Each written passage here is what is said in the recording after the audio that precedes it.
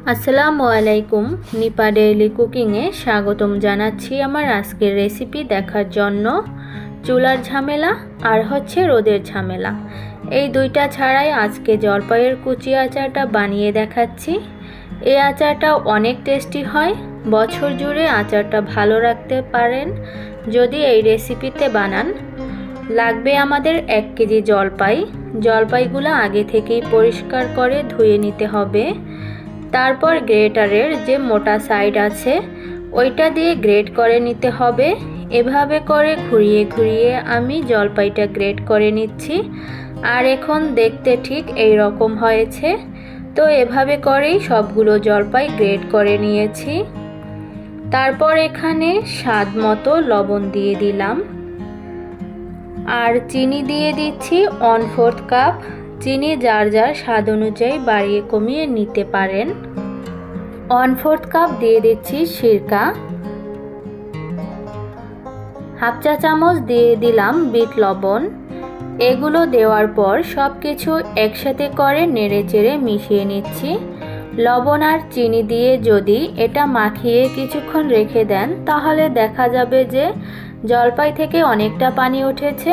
এখন কিন্তু অনেকটাই পানি উঠে গেছে, তো এই পানিটা ফেলে দিতে হবে না। তো আমরা হচ্ছে এখন এটা মশলা তৈরি করে নিচ্ছি। 1 চা চামচ দিয়ে দিচ্ছি 5 ফোড়ন, 1 চা চামচ দিয়ে দিলাম মৌরি, 1 চা চামচ চিলি ফ্লেক্স আর 1 চা চামচ নিয়ে নিলাম আস্ত ধনিয়া, 1 চা চামচ জিরা। এই মশলাটাকে হালকা একটু ভেজে তারপরে আমরা গুঁড়া করে নিব, যেটা আমরা আচারে দিয়ে দিব পরে। এখন আমাদের জলপাইয়ের মিশ্রণের উপর এখানে আমি 1/4 কাপ দিয়ে দিচ্ছি কাসুন্দি। কাসুন্দি হাতের কাছে না থাকলে এখানে সরিষা বাটাও দিতে পারেন। হাফ চা চামচ দিয়ে দিলাম চিলি ফ্লেক্স আর দিয়ে দিচ্ছি এখন আচারের যে মশলাটা গুঁড়া করে রেখেছিলাম ওইখান থেকে 1 টেবিল চামচ। 1/4 কাপের মতো সরিষার তেল দিয়ে সব কিছু একসাথে করে নেড়েচেড়ে মিশিয়ে নিচ্ছি।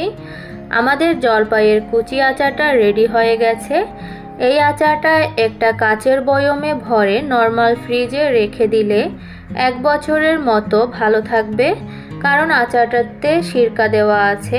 এভাবে করে পুরোটা আচার বয়মে রেখে দেওয়ার পর উপরে হচ্ছে অবশ্যই তেল দিতে হবে। উপরে তেল থাকলে আচারটা বছর জুড়ে ভালো থাকবে, নষ্ট হবে না। ঠিক এরকম করে তেলটা উপরে ভেসে থাকবে। তো এভাবে করে চুলার ঝামেলা ও রোদের ঝামেলা ছাড়া আচারটা বানাতে পারেন।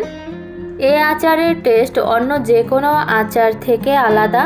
আমি এখানে চিনিটা একটু কম দিয়েছিলাম, তবে চিনিটা যদি একটু বেশি দেন তাহলে আচারটা খেতে আরও বেশি টেস্টি হবে আর অনেক বেশি জুসি হবে। আজকের এই জলপাইয়ের কুচি আচারের রেসিপি আশা করি সবার কাছে ভালো লেগেছে।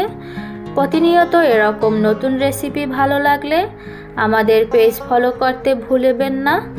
আর সেই সাথে রেসিপি ভালো লাগলে চ্যানেল সাবস্ক্রাইব করতে পারেন। যারা এতক্ষণ সাথে ছিলেন সবাইকে আবারও ধন্যবাদ জানিয়ে আজকে এখানেই বিদায় নিচ্ছি। আল্লাহ হাফেজ।